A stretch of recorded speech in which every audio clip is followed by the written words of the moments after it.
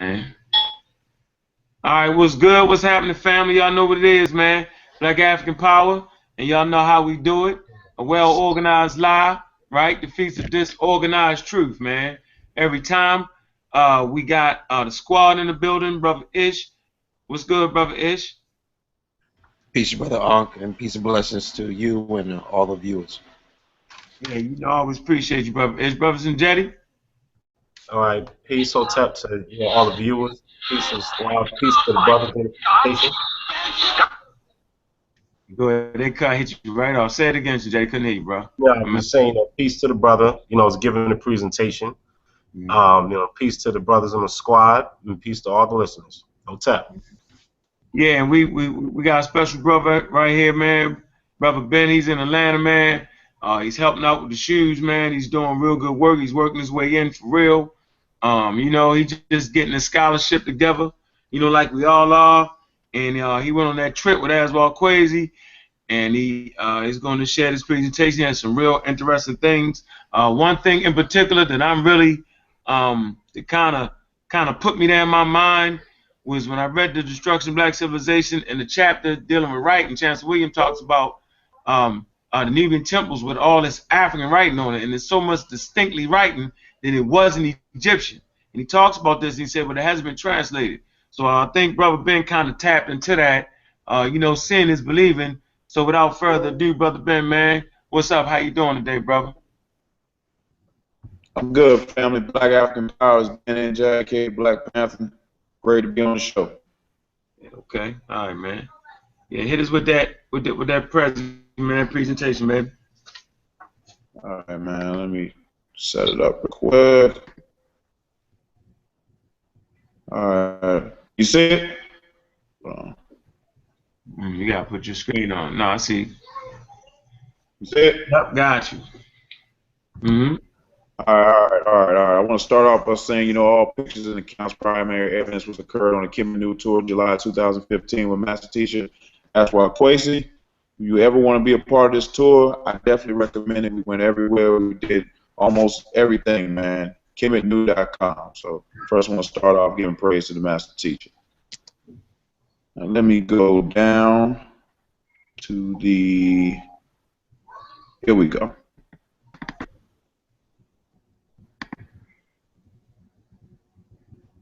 Okay, Metal Nature, what they're not telling you.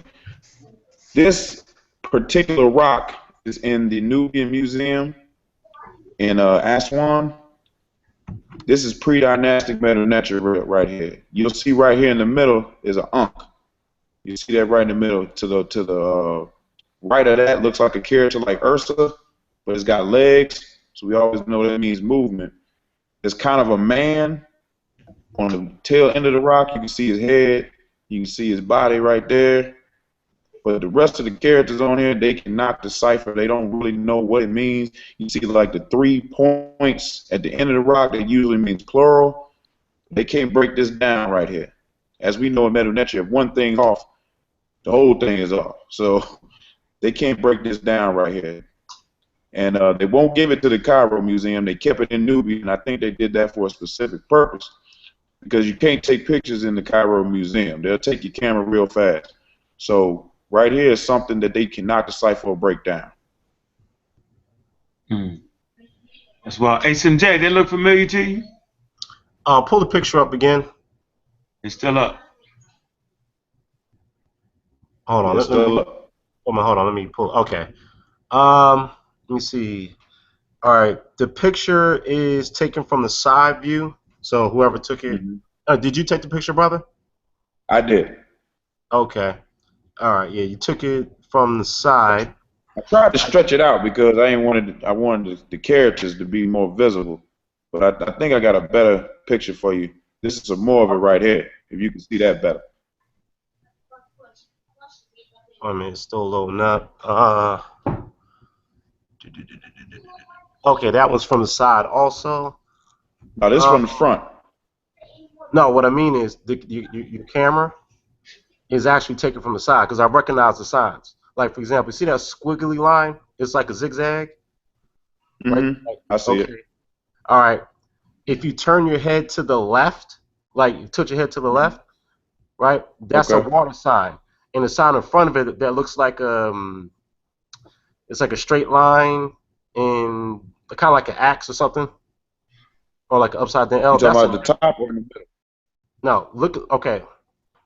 Tilt your head to the left, like tilt it to the Mhm. left where your head is horizontal. All right. Okay. This is how you can tell that it's that the picture was taken sideways, or at least is put up sideways. If you see, look at a Okay. zigzag line. Oh yeah, Okay. I see a man. I see a man sitting there. Hold on. Let me. Ah, See that yeah, yeah, man? right in the middle. Right Yeah, in the that's the middle. man right there. Okay, that's Mm-hmm. a man. Now go to the right. Put your cursor around that zigzag line. Yeah, where the N is right there. Yeah, okay, the Right zigzag line. That's here? No, keep going. no. Zigzag. Go to the right. Go to Oh, the right right. here. Yeah, Yeah, right you there. see that? That's an N. That's a water sign. Okay. Now go Yeah, up. that's the end. Go up. Oh, I No, see the Netcha. No, straight up.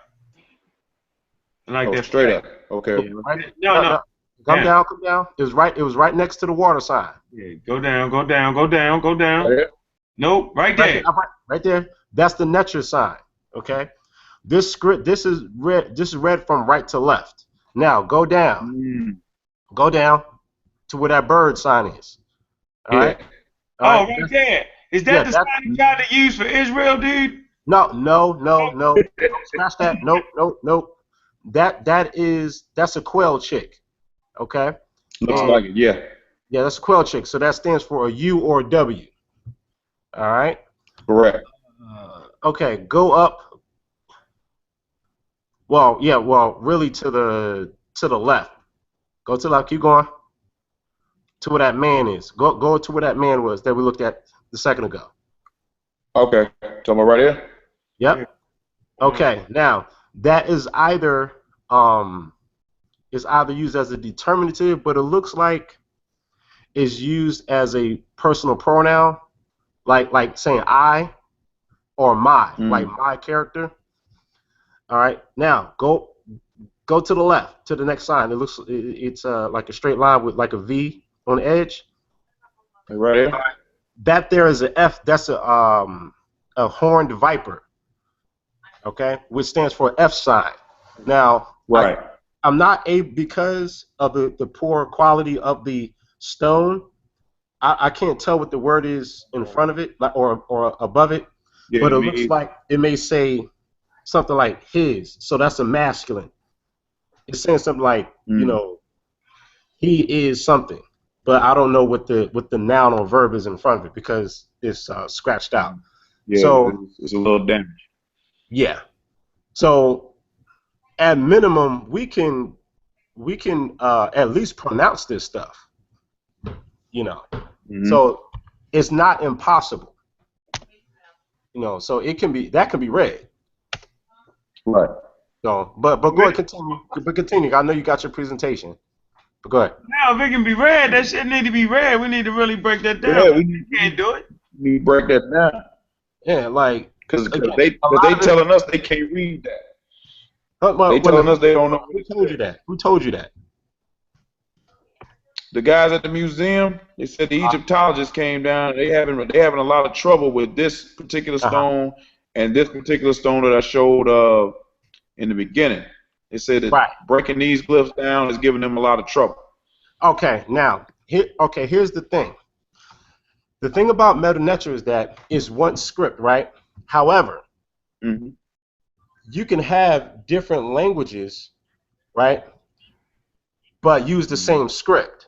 For example, you can use the Roman alphabet to express English, right? Because that's technically what we use. But you can use the Right. Roman alphabet to also write French, right? Mm. And you can also use it to write Spanish. True. And let me see, there's an off break of Latin which is called Cyrillic, which is also used to write Russian. But these are different languages, but using the same script. So if in fact, again, I don't know, but if they're having trouble translating it right now, because we're not going to say that they can't, then Right. in that case, this would be a different language, and it still could be related to Egyptian, It's just another. It's just a different language. So this is what will pose a challenge initially.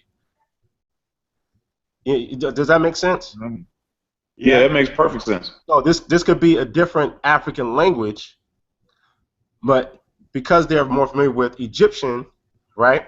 They're It's going to not have, making sense to them. huh? It's not making sense because they're looking for the Medu Neter style of writing and language as opposed to another language in African culture. Right, they're looking for the Egyptian language or Semitic, because sometimes Egyptian words, oh, pardon me, Egyptian script can be used to write a Semitic word. Sometimes, just depending on the situation. But if they're having trouble, or at least that's what they're saying, then this would be the case. So chances are, this is a different African language, more than likely something like a Nilo-Saharan language, more than likely, or a Niger-Congo language. We don't know yet. So Interesting. All right. And I'll make Let me one show more you point. something else. Go ahead. Okay, yeah. I was going to say that this style of Medu Neter per se, this is what's called what they call cursive hieroglyphs. Because you notice that the quality of the size, the detail is not a lot of detail. It's more like handwritten, Right. in a sense. So this style, cursive hieroglyphs, is just as old as what we call formal Medu Neter. Formal Medu Neter is like what you see on the monuments, like real crisp in detail. This style right here and formal Medu Neter they're equal in attestation. They're just as old as each other. No, all right, continue, my brother. That's awesome information right there. This is some other script that's there. Hello? You probably heard about it. Just want to give you an eyewitness account. This is the Meroitic script out of the Temple of Aset. This stuff really says it's on two distinct stones on the opposite sides of each other in the temple, one on the right side, one on the left. They really don't know what it says. It kind of resembles a few languages, kind of resembles Coptic a little bit, kind of can resemble some more languages, but they can't really decipher what these characters really mean or what the sentence structure really says. Okay. Let me see. Meroitic. Do you mind if I chime in real quick? Go ahead, man. Okay. See, with Meroitic, the signs themselves, the ideographs, it's easy to identify the signs themselves. Right. The challenge is that it comes out of what they call hieratic, all right, which is a cursive form of Medu Neter, handwritten form, that's read from right to left, okay, which gives birth to what's called Meroitic, okay, but see, Meroitic is a different language than typical Egyptian, so they see the signs, it's the same script, but it's used differently. Just like the example I gave earlier. Latin can be used to write what? English. It could be also used to write French. Yeah, I get that. So if you only know English, you're going to have trouble looking at the arrangement of the letters to write French, even though you can pronounce it, but you don't know what it says. So this is the same case that we have here. That's very interesting. You said it's read from right to left? Yes. Well, I was saying that hieratic is read from right to left. Whenever you see handwritten, so this could be. Yeah. So whenever you see handwritten, like on a papyrus, hieratic is always written from right to left. That's just the handwritten, what's called hieratic specifically. Okay.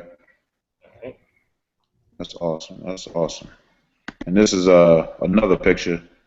Try to get a close-up view. It's a little damaged, but more writing on the opposite side of the stone.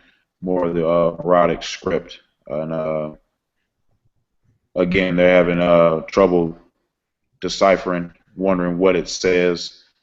There are a couple theories, but they're all go outside the African concept, saying that other groups wrote them, invaders, Hittites, Hyksos, theories like that. But for it to be in the Temple of Set, and I particularly we're looking at the placement of it because it's on, like, imagine two pillars, and both of the scripts is on both of the pillars. So it's looking like it's balancing something, or something was in the middle of it at one point. And the script may have been telling the story about what was in between. Of course, there's nothing there now, but specifically the placement of it is what really made me want to capture it. Okay. Mm. Okay. Mm. Some other things on my trip. Got some good pictures there, bro. Yeah, you got some good ones. Yeah, There. I do. Mm. I want to go into this one real fast because you mentioned this earlier, brother, about the animals. Now, this is on the island of Colombo, and also you can find this in Kalasha. These are stones that are just here, and of course you see the drawings, you see the deer-like drawings on these stones, going back to when people say about this area that it wasn't always a desert, that it was once lush. Uh-huh. So these are the type of animals that you see on these stones. Like right here, you see elephants, or maybe a form of elephant, maybe a woolly mammoth or something like that. But it looks like an elephant here. You see the tusk, see the body of it, see the tail. You can even see an eye right here if you look right there. You mean that could be a woolly mammoth? You serious? Hey, I don't know how long they've been there, because according to the legend, talking with some of the Nubians, they say Manetho asked the Nubians, asked the Kariha priests how long they had been there, and the legend goes they've been there so long they remember when the sun rised in the west. Oh That's yeah. what he told me. Right. Yeah, that would be an expression. But I don't know how long. Yeah. Go ahead, brother. Yeah, as far as the woolly mammoth, that would, for Africa, that would be, simply an elephant rather than a woolly mammoth. Because again, woolly mammoths, they're more conducive for, Eurasia in the northern parts of Europe.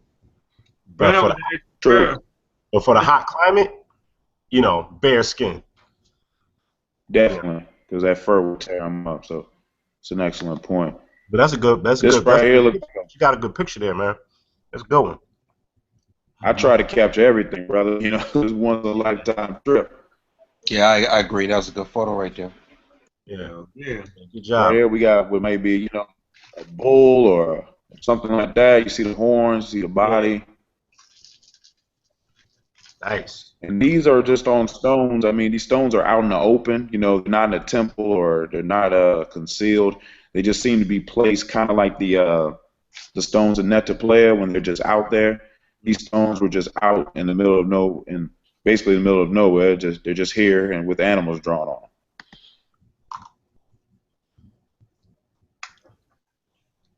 So some more deers here.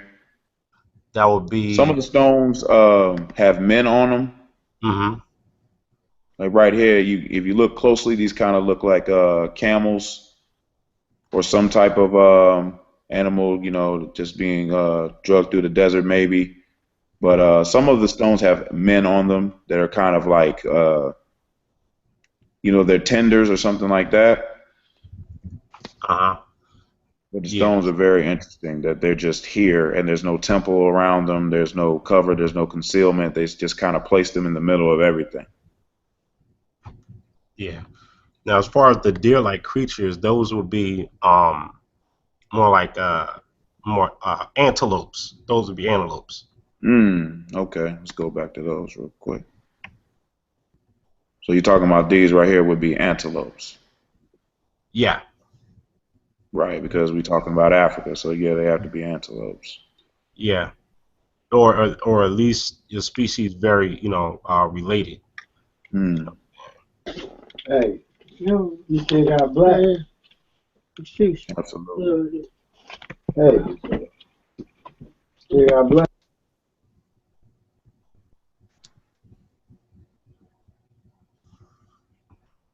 What'd you say, Aunt?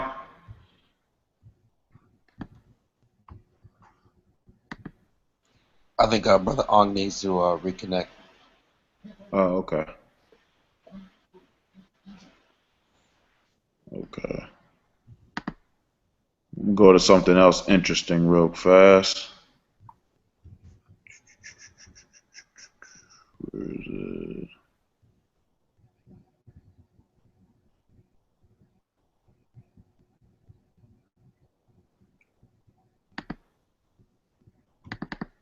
Okay, this picture right here was taken when we landed at Abu Simbel. These are some pyramids off in the distance.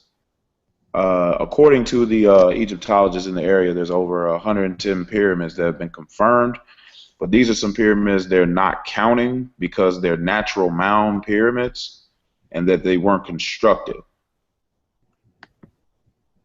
Here's a better Okay. picture of one here. It's kind of spread out, but it kind of looks like the one you see in the city of Teotihuacan. It's flat at the top. It's definitely in the pyramid shape. That's about architectonics. But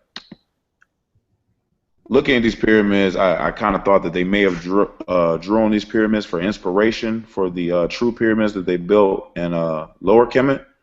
So just wanted you guys' thoughts on if that may have been true or what your thoughts were on that. Um, Shoot, man, I would have wanted to get up close to see if I could touch the stone on it to determine whether it is a mount or not. Because Yeah, they from wouldn't let us all the way out there. I wanted to go, but they wouldn't let us all the way out there. okay, but I mean, nonetheless, the photographs that you got are priceless. Um, you know, now for these particular ones, I don't know because again, this is my first time seeing these particular ones. So in the name of true scholarship, I can't actually make a solid judgment. Um, however, this is significant nonetheless.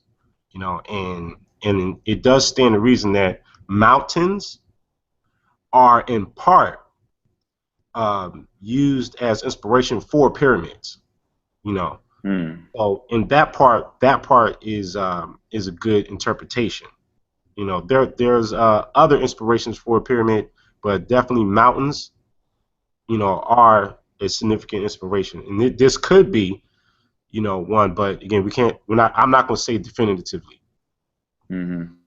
Yeah, and when you fly into Abu Simbel, just from the area view, there seem to be at least 10 to 15 of these natural mounds that look exactly like this with the pyramid shape.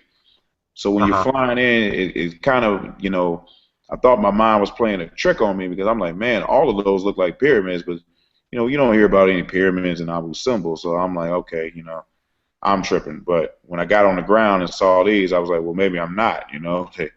They definitely had a shape. So my first my first thought was that they may have drew from the inspiration of these natural mounds and Hmm. created the true pyramids of Senefru and Giza Plateau. Hmm. Oh, here I'm gonna give you a term as a replacement. Um, I like instead of the word true pyramid, and you can use this if you want or not. I like to say geometric pyramids. Um, Mm, because again, when Egyptologists, because again, Egyptologists will pass down terms, and it still comes out of a European thought pattern, which implies that like a sacred mound or a sacred mountain, mm. isn't real in a sense. So things don't become real until man makes it. You know what I'm saying? So, but again, I'm just offering that because usually I'll say, geometric pyramid. That sounds good, actually. Yeah. Geometric pyramid definitely sounds good. Mm-hmm. All right, here's some pyramids behind the Giza Plateau that I personally didn't know about. I don't know if you guys have ever seen these, but these are the pyramids dedicated to the king's wives. Yes.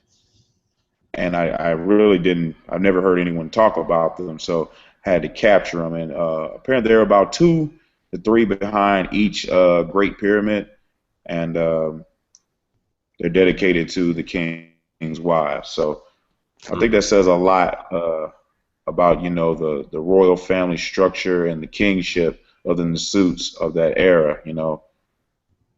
Mm-hmm. Yeah, there's actually 9 on the Giza Plateau. Yeah. Mm. Mm-hmm. Yeah, that was something that I didn't know at all, and just had to capture that one. Let's see if I have the burial chamber. May have it in this presentation or not. No, I don't think I have it in this one.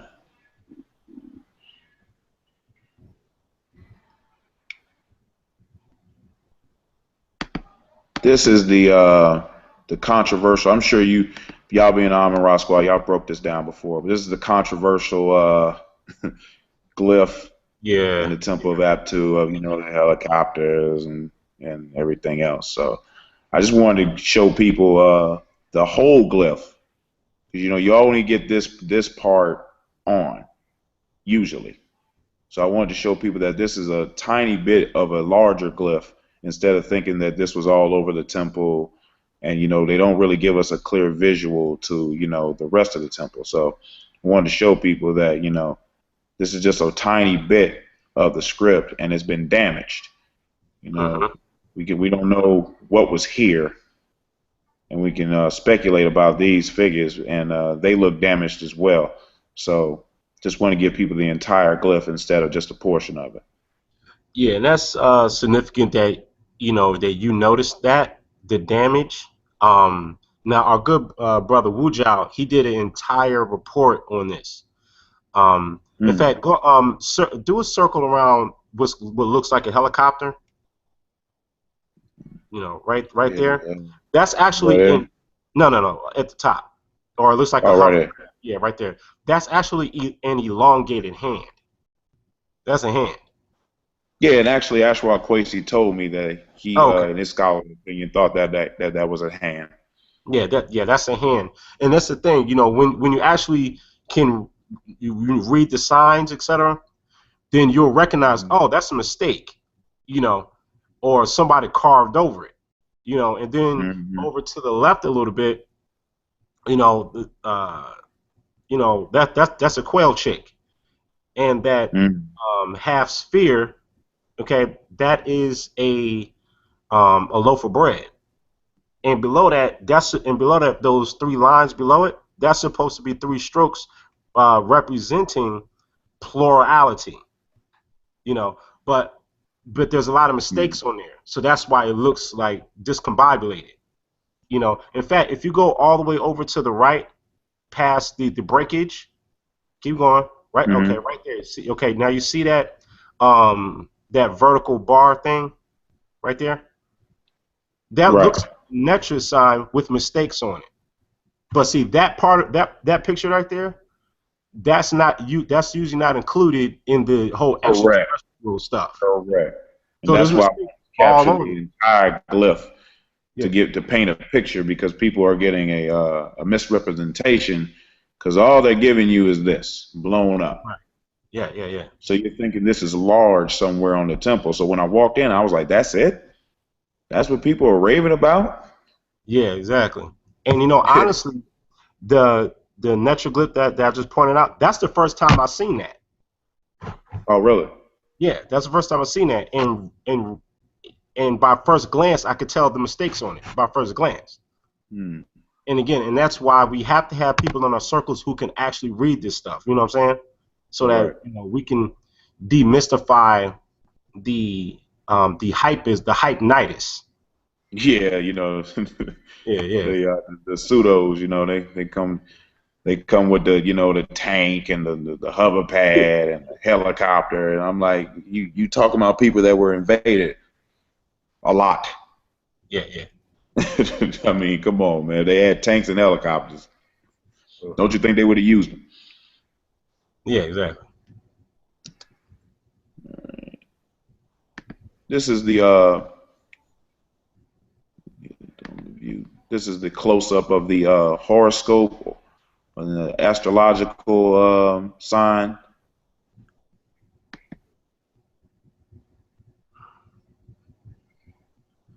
And I got this because, for one, I didn't know that they mapped out most of the astrology signs that we use today, even down to the animal.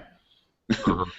That's something I didn't like. You can see right here is a Oh, Cancer, and you can see yeah. the lion, and you can see other animals in here.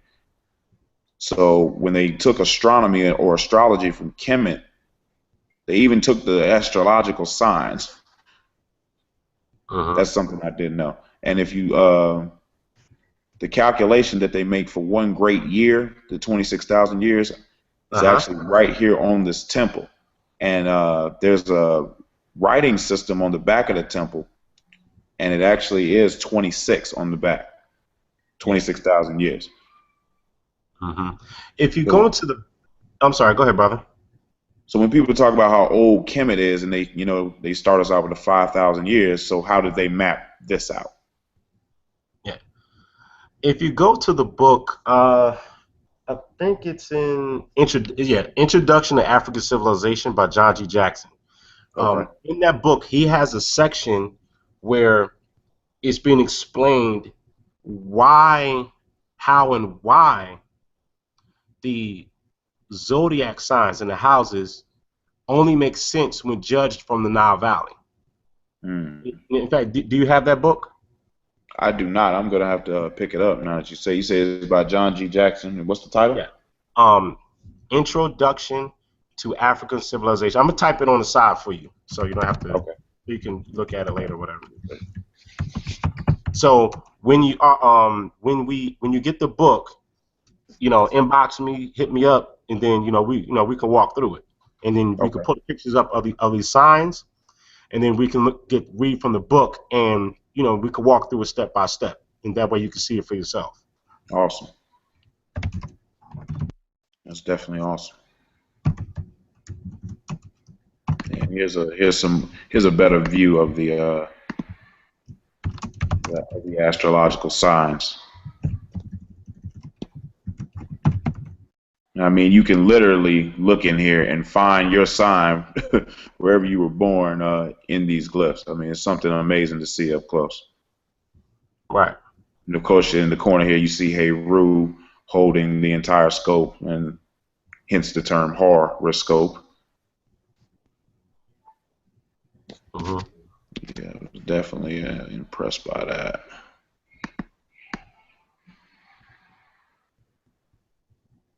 Close up of the Heru and Maquette. One thing that I didn't know until I saw it is if you look up at the top here, you kind of see it from the side that it's a band, and it's been some breakage up here, and it looks like the same band around the Nasute's crowns, where you see Uh-huh. the vulture and the uraeus. You see those same things up here at the top of the crown. So a lot of people speculate about who exactly this was made in, the image and likeness of. But from my scholarly opinion, being that the breakage is up here, it would have had to been a Nasut of this time. And if you look at the Heru Immaquet, it is perfectly aligned with Akhet Khufu's pyramid. If you look at from the Giza Plateau, it's a straight line that comes straight down to the Heru Immaquet. So being that it's in straight line with his specific pyramid, I would speculate and say that it would have something to do with his reign, and this would be his image and likeness. Hey, brother, what I'm typing in some book references for you. Mm-hmm. Let Um, me check them yeah, out. that's good. that definitely assist you. Do you see the one, the Introduction to African Civilization on the side? Let me see. Yes. Okay, all right. I'm giving you another one. Boom. When We Ruled by Robin Walker. That's an excellent one too. And again, in the future we could talk about it. We could build, and you can take these pictures, and then help build some more of your understanding. Okay. Hmm. Yeah, I think Brother Ngozi was telling me about When We Ruled. Yeah, excellent work.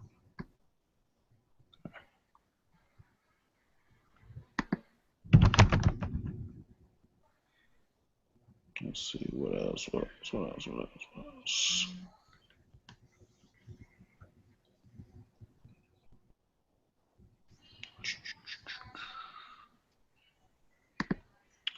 Pictures of Bess. Some people say the Twa. Early pictures of them playing instruments in the temple. And this was attached to the story of, I believe it was Het Heru and the thirst, bloodthirst. It was either Het Heru or Sekhmet. Can't remember which one. But they sent the Twa in to play for her and distract her and get her to spare man. So you can see him holding something that looks like a harp right here. And on the other side, they have a guitar and a drum set in my other photos that I didn't include in the slide, I don't believe. But it's just showing ancient African appreciation for music and how that saying that they have even in Masonic temples, music soothes the savage beast. Where here you go right here, that's the empirical evidence for it.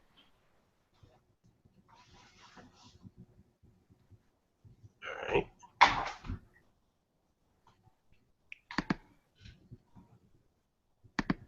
This is the entire King's List right here. I took a little panoramic shot.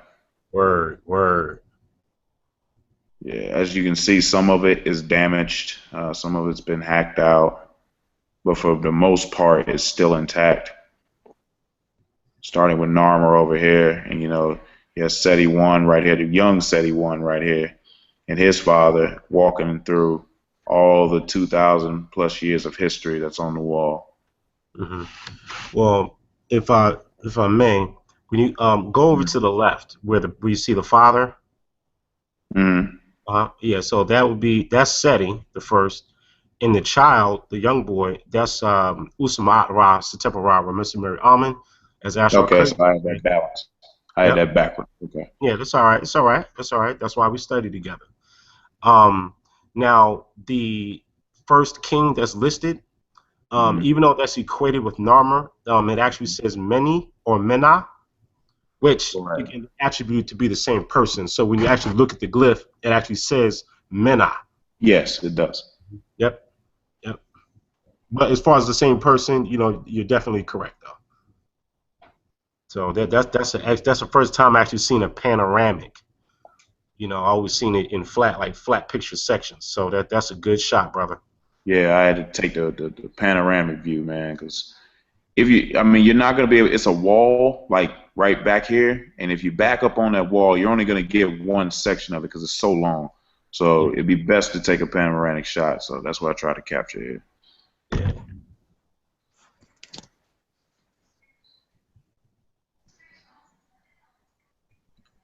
All right, we can start right here. These pictures are in Abu Simbel inside, where it tells the story of the battles of Ursma, Rasaptep, and Robert Mary Amen. Him defeating the Hittites right here. And there's several of these, but on this other side of this wall here, you'll see Amen handing him the weapon, the Kapesh. Basically, it kind of looks like a glyph of don't use that knife, use this one. This one's sharper. So it's kind of a cool glyph to see Amen on this side handing him another tool to punish his enemies. This is him with the bow. Mhm. Yeah, look at that! Look at that African warrior right there. Yeah, look at him taking them heads off. All right. He ain't playing around. This is more. This is I couldn't really capture it in the shot, but his hand is up. He's begging for mercy right here. He's saying, please don't kill me. And the rest of it, he ain't having no parts of mercy. Yeah. So this is him going through again, and then our ancestors, they drew the line. They say they drew the line in the sand and they went to war. So it's going to be a part of my presentation, paralleling what we're going through today. When are we going to draw the line and what's going on for us as African people? Yeah, you see that lion right down there? They got lions fighting on the side. Yeah, you got to deal with this and a lion. Damn, I ain't never seen a lion right there. Damn. Yeah, man. When they went to war, they brought everything they had. Now, what's interesting about that temple is when you walk in, you're going to see on the left side the Ta-Nehisi's or the Nubians tied up. And on the right side, you're going to see the Hittites tied up. And it kind of paints a story of how there was once a war in Kemet prior to the unification. So on one side of these glyphs, it's entirely devoted to the Nubian versus Kemet war, and then on the other side, it's entirely dedicated to the war against the Hittites.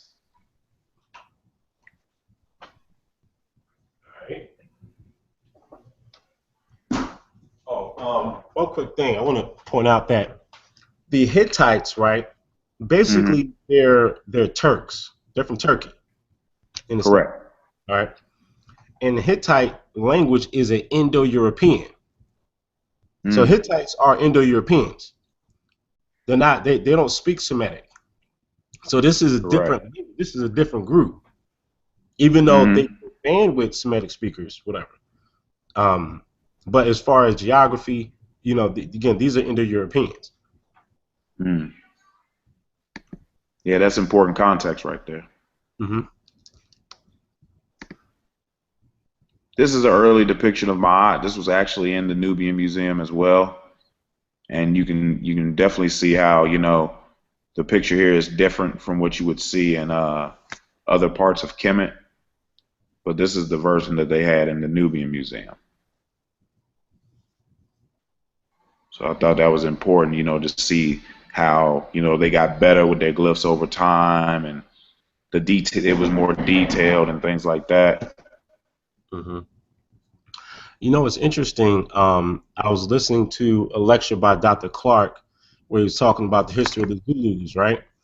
And in that discussion, he's talking about, basically any woman that the king marries, right, has to come from, a mistress of the house, in a sense. It has to be one of the women from the royal bloodline who were groomed and trained to be, wives of the king. Okay, so here, your the typewritten which you have, kind of relates to that. Married women, plural, were mistresses. I'm assuming that would be plural, mistresses of the house. So just kind of point out this is a commonality, between what we have in Kemet and what we have in the Zulu, which comes from the same grand cultural pool. Yeah, definitely. Baba Ashwell.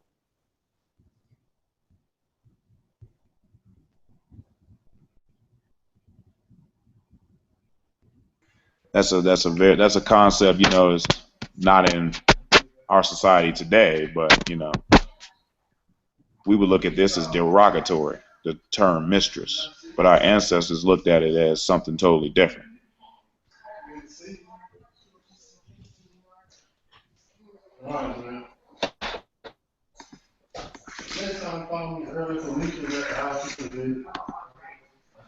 Oh yeah, what would you say? This has to be in burps. You say about the mistress? What were you saying, bro? You said something about the mistress. Oh, I was saying that. Let me go back here. I was saying that you know, this term would be looked at as derogatory in our society today. You know, the mistress of the house, the mistress of heaven. But you see, you can see how our ancestors used it as an honor, mistress of heaven. But today, you know, that would be looked at as derogatory. So it's just showing the cultural difference of what our ancestors had back then. Yeah, and really the word mistress is another way is like a feminine way of saying master, like or Mister. You know, Mr. Jones, Mr. Quasi, Mr. Mahat. So it's just the feminine part. You know, and it really means a woman Okay. in a position of authority. That's really what that's what that means. Even though it can mean in today's society, like the side chick, but here is the feminine um, expression of Mister, Right. which is like saying master. So mastress. Yeah, that's just it's just crazy how words change over time, right? Yeah.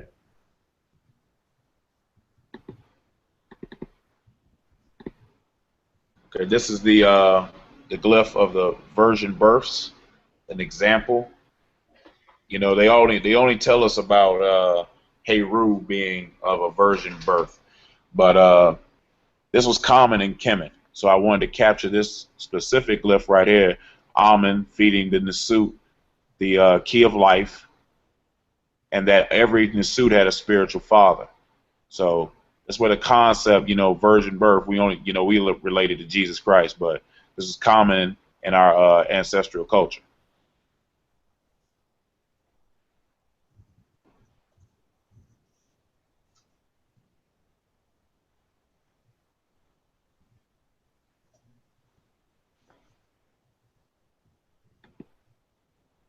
Y'all still there?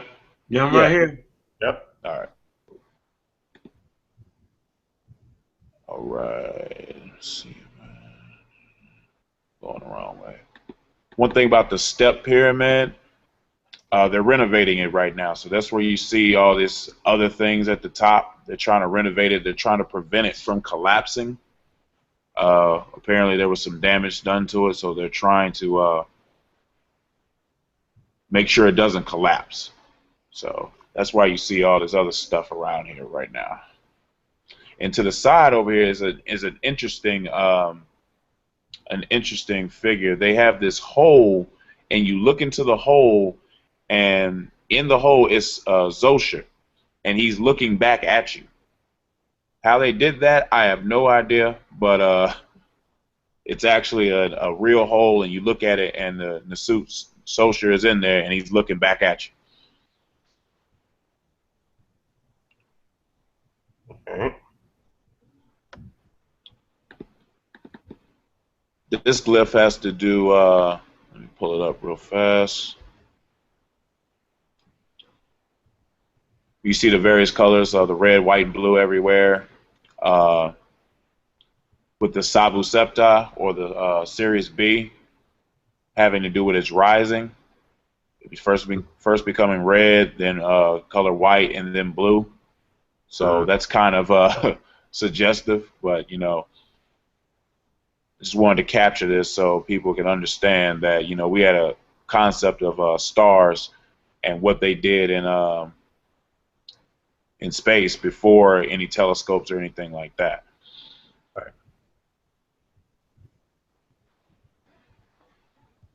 right.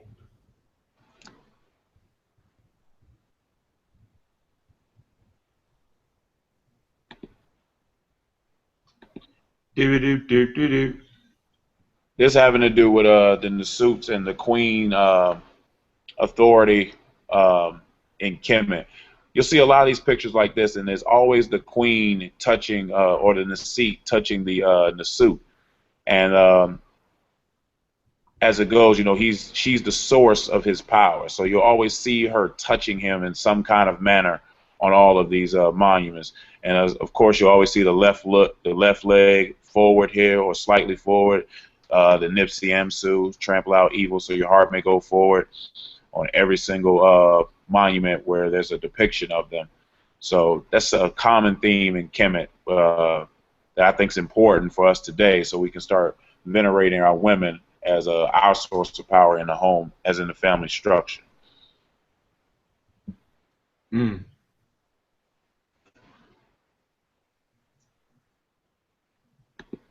Mm. This is a picture that I took a picture of while I was there because we couldn't get into the temple because it was closed that day. So I took a picture of it. And as you see the Nasut, actually this Nasut is talking here, I believe. And the response is in red. That's Amun responding to the Nasut. So we've seen this before right here. This is just like in your Bible when Jesus is responding in red and when they're asking him questions in black. So this is just another example of the copied stuff from our ancestors, from Menkaparat Tahuti Mays and his temple. But I couldn't go in there, so I bought the book and took a picture of the picture. They're not gonna stop me, you know. I'm gonna get the information. Picture. They're not gonna stop me, man. This right here is just some information, just in case you didn't know it.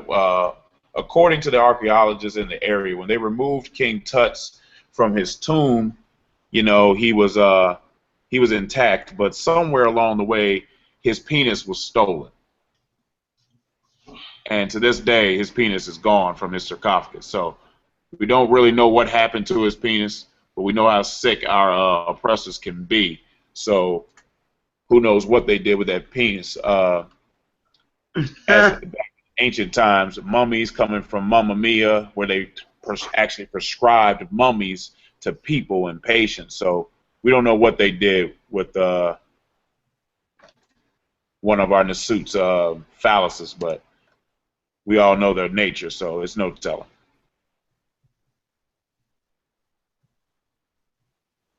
One thing about Nubia that I learned there, Nubia went through an episode that was very similar to what black people in Louisiana went through in Hurricane Katrina. There was a dam built by the Chinese. It didn't stand to the water pressure. It flooded the land in Aswan. They ended up moving them to another part of Nubia that wasn't ready. So many of the Nubians died of malnutrition and other parts of disease. So I'm thinking to myself, this sounds familiar. So somebody's playing a game with African people, and I don't think that those two coincidences, I mean, I don't think that it happened by coincidence. And another thing that's going on in Nubia right now, I'm sure you're aware of the Nubian pyramids with the caps blown off by Giuseppe Bertolini. They're actually trying to build a dam to put those pyramids underwater. And the Nubian people have been protesting. The Nubian people are opposing this, and some of them have lost their lives, but they're not getting any media press. They're not getting any media attention. So I wanted to bring that to the forefront tonight, because these people are fighting for their history. They're fighting for their monuments, and the Chinese have come there and built a dam, and they're trying to put our history underwater. So definitely wanted to bring that to the forefront tonight.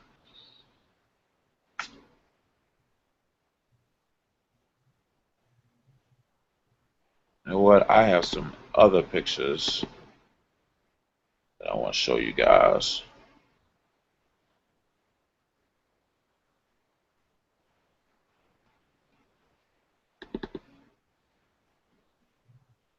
Show y'all. Can y'all see that?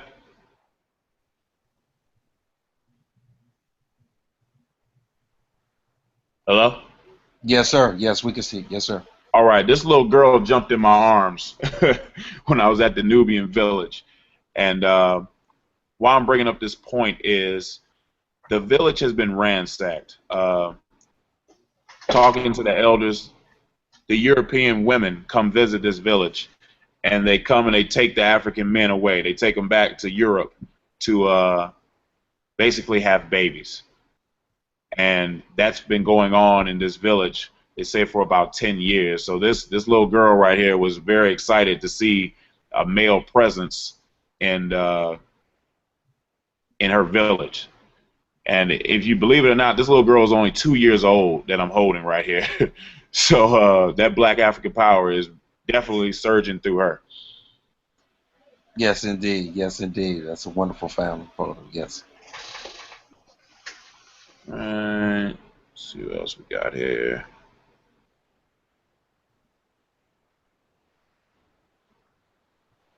This is a shot of Abu Simbel from the top. You see at the top these sacred baboons at the top here. You see Raharakte right here. And of course, the Nasu Ursamat Rasa Tepara Ramesu Mariaman. Now, right on these sides here is what I was talking about with the story of the war. And I think I have some better pictures. Here we go. This side, you see the Ta-Nehisi's, or the Nubians, tied up. And that's referring to the war that was in Kemet. And of course, you see the Shanu here with Ursamat Rasa Tepara right here. You know, Sa-Ra, son of Ra, Nasut Biti right here. So it's telling the story of the war. And then on this side, you'll see the Hittites. And you can definitely see the differences between the two of the facial structures. Correct. So this is on the walls when you're walking into the tomb of Abu Simbel. It's on the right side, you'll see these Hittites. On the left side, you'll see the Ta-Nehisi's. And check this out. Look closely. See the cranial, well, the facial. See how the Right. nose protrudes out. Right. It definitely is a European-esque type of configuration. Absolutely. Mm-hmm. Absolutely. They may not be from Europe proper in a sense, but definitely in that northern region. Okay. Yeah, you can definitely see it, and they're all over that temple getting slaughtered. Damn. All over it, everywhere. This is a great picture right here. Now there's controversy about this particular pic because this is the holies of holies, and I can only go to the edge and take this picture because one of Ashraf Kwesi's rules is we don't go into the holies of holies for respect of our ancestors. But right here is supposed to be Ptah. This is Amun, Mr. Mary Amun, and Raharakte.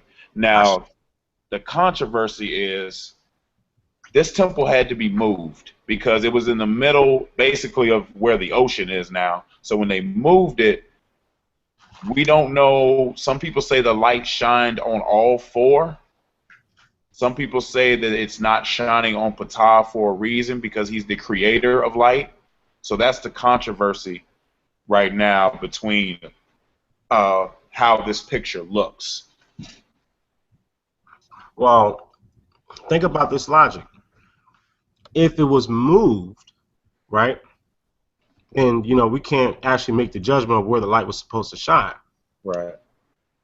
Unless, again, and now this part is only speculation, so I just want to make that known. Unless the architects or whoever was in charge of it being moved actually knew astrological calculations and knew exactly where to move it. Good point. But again, that's speculation. So. All right, that's a good point. Mm-hmm. Okay, let's see.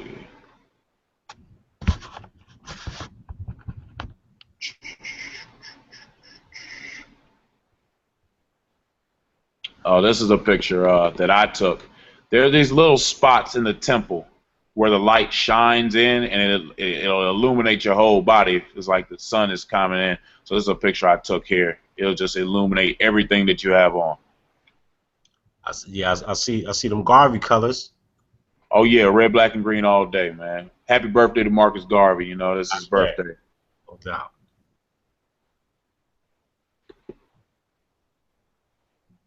Of course, coming on our journey was Irritated Genie. So this is one of his pictures from 2005. You see Brother Seti in the front here, Genie over here, our master teacher Ashwar Kwesi here. So, you know, this is one of the pictures that I took from his lecture because this is history right here. They're growing up in the craft.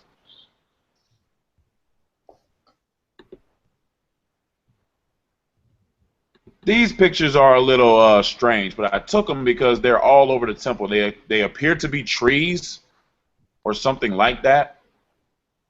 And there's more than one, you know, vantage point that I took on the backside of what temple were we in? I want to say Aset's temple. But they seem to be like trees or something like that. Wonder if y'all had any thoughts on that. I mean, it looks either like trees or small brush Right. or bushes or something. But again, it's I can't really tell exactly.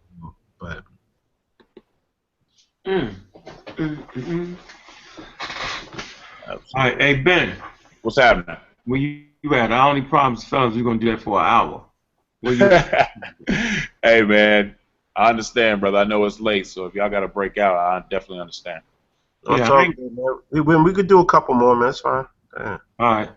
I'm gonna stop the live stream. All right. All right. Y'all can rock that shit till the cows come home. Go back and watch that, man. But before you turn the live stream off, I definitely want to say kudos to the brother. I'm glad that you decided to share this with us. And that there's good initiative on your part. You know what I mean? So I definitely commend you. You know what I mean? Taking them steps. And I feel honored. You know what I'm saying, that you even considered us. To share this firsthand.